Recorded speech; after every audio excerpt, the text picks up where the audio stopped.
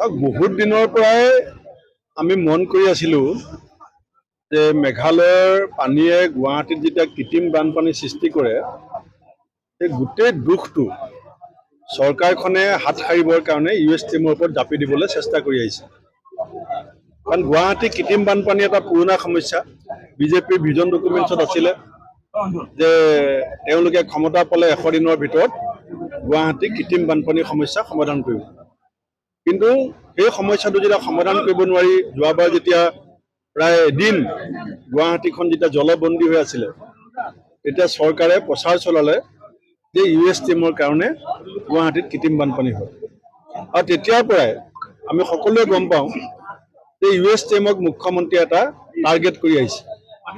কালি কলেজত স্কুলত কিবা গণ্ডগোল হৈছে এইটো মই ভালকৈ নাজানো, মই এতিয়ালৈকে সঠিক খবৰটো পোৱা নাই। স্কুল কলেজত কেতিয়াবা কিবা বেমেজালি বা কিবা গণ্ডগোল হ'ব পাৰে, তেনেকুৱা কথা মই গোটেই বিতংভাৱে নাজানো।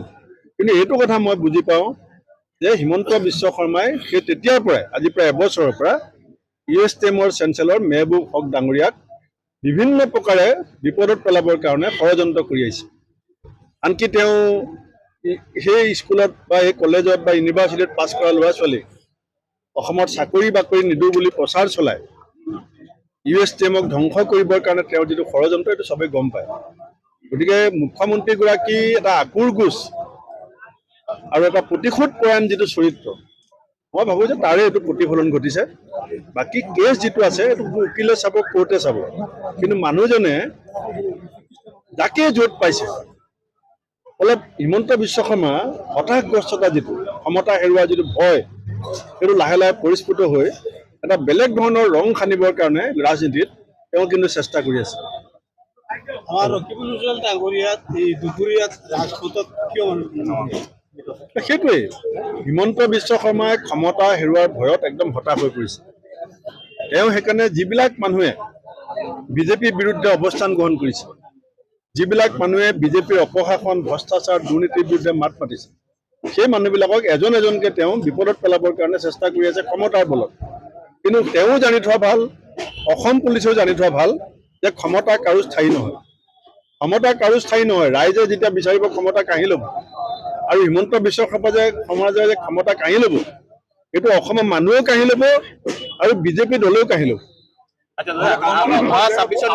আগের সহযোগী কমলাক্ষ দেবপুরকাস্ত মুখ্যমন্ত্রীর দোহাই দিয়ে এখন কাঠিগড়ায় বিজেপি টিকেটে নামতে চাইছেন, কি বলবেন? বিজেপিয়ে যাক টিকেট দিয়ে দিয়ক, কাটিগড়া আমি অহাবাৰ জিকিম। আমি কাটিগড়া অহাবাৰ জিকিম, বিজেপিয়ে যাক দিয়ে দিয়ক, আমি ক'বলগীয়া শুনো। দাদা অহা 26 নিৰ্বাচনত আপোনাৰ কংগ্ৰেছ দলে কংগ্ৰেছৰ প্ৰাৰ্থী দিব না আন বেলেগ ক'ত? কাটিগড়াত এতিয়ালৈকে আমাৰ দলৰ প্ৰাৰ্থীয়ে কাম কৰি আছে। আপুনি দেখিছে যে ইয়াত বেলেগ কোনো বিৰোধী দলে আমাক কেতিয়াও কোৱা নাই যে আমাৰ দলৰ যিকেইজন ব্যক্তি ইয়াত কাম কৰি আছে আমি তেওঁলোকক কৈছোঁ যে পঞ্চায়ত নিৰ্বাচনত আপোনালোকে ভালকৈ কাম কৰক। পঞ্চায়ত ভাল হ'লে আমাৰ বিধানসভা ভাল হ'ব। আৰু আপুনি চাব কাটিগড়াত আমাৰ দলৰ যিখিনি স্থানীয় নেতৃত্ব তেওঁলোকে খুব জোৰকৈ লাগি আছে, সংগঠনত ৰাইজৰ মাজত কাম কৰি আছে। আজি আপোনালোকে তেওঁলোকৰ কথা বতৰা বক্তব্য শুনিছে। তেওঁলোকৰ মনত যিটো যুঁজ আৰু শক্তি সেইটো ৰাইজৰ আশীৰ্বাদ। মোৰ প্ৰশ্নটো হ'ল কংগ্ৰেছী মানুহক দেওয়া হ'ব 100% কাটিগড়াত কংগ্ৰেছে খেলিব। চিণ্ডিকেট ৰাজ কেতিয়া শেষ হ'ব? চিণ্ডিকেট ৰাজ কেতিয়া শেষ হ'ব? কংগ্ৰেছ যেতিয়া আহিব, এতিয়া হিমন্ত বিশ্বৰ ওপৰত SIT বহাম। এতিয়া হিমন্ত বিশ্ব শৰ্মাই SITটো ময়ে শিকাইছিলোঁ। SIT যেতিয়া তেওঁৰ এনকুৱাৰী হ'ব, চিণ্ডিকেটৰ নামত কৰা লুটপাটৰ প্ৰত্যেকটো পইচা ৰাজভঁৰাললৈ ঘূৰাই নহ'ব। এতিয়া যিমান লুটপাট কৰিছে কৰি থাকক।